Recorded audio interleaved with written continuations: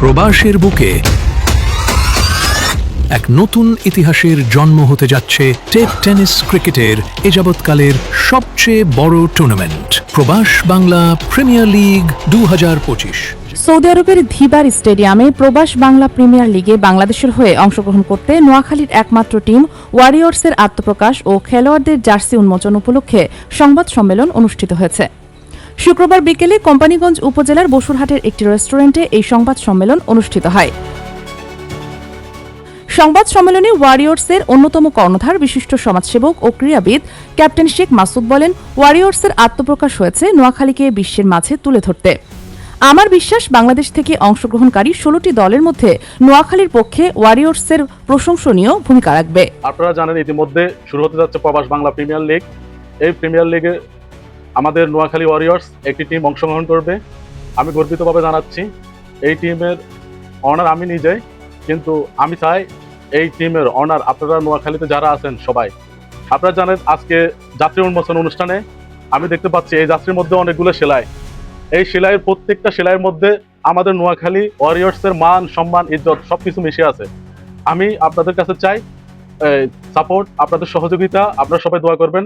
আমরা প্রবাসের বুকে বিশ্বের বুকে মাথা উঁচু করে দাঁড়াতে পারবে আমাদের নোয়াখালী ওয়ারিয়র্স, এবং কি আমরা জয় লাভ করে আসবো ইনশাআল্লাহ। এ বিষয়ে সংবাদ সম্মেলনে টিম মেন্টর সাইফুল ইসলাম বাপ্পি বলেন, বাংলাদেশি নাগরিক ও বিশিষ্ট ক্রীড়াবিদ মকবুল রুবেলের উদ্যোগে আগামী 12 সেপ্টেম্বর সৌদি আরবের রাজধানী রিয়াদের ধিবার স্টেডিয়ামে এই প্রিমিয়ার লিগের শুভ উদ্বোধনের কথা রয়েছে।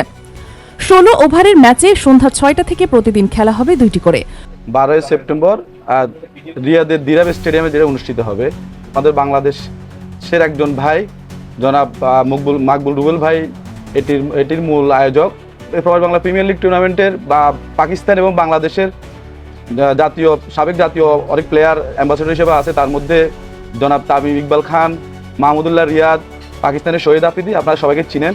ওনারা সবাই এই টুর্নামেন্টের ব্র্যান্ড অ্যাম্বাসেডর হিসেবে আছে। বাংলাদেশের 16টি দলের মধ্যে তার ভিতরে আমাদের নোয়াখালী ওয়ারিয়র্স জেলার প্রতিনিধি করছে এই টুর্নামেন্টে। প্রথমত আমি ধন্যবাদ জানাবো শেখ মাসুদ ভাইকে, যিনি আমাদের নোয়াখালী জেলাকে এই ধরনের একটা প্রবাসে এত বড় ধরনের একটা টুর্নামেন্টে আমাদেরকে হাইলাইটস করার জন্য, বা আমাদের নোয়াখালীকে পৃথিবীর বুকে তুলে ধরার জন্য।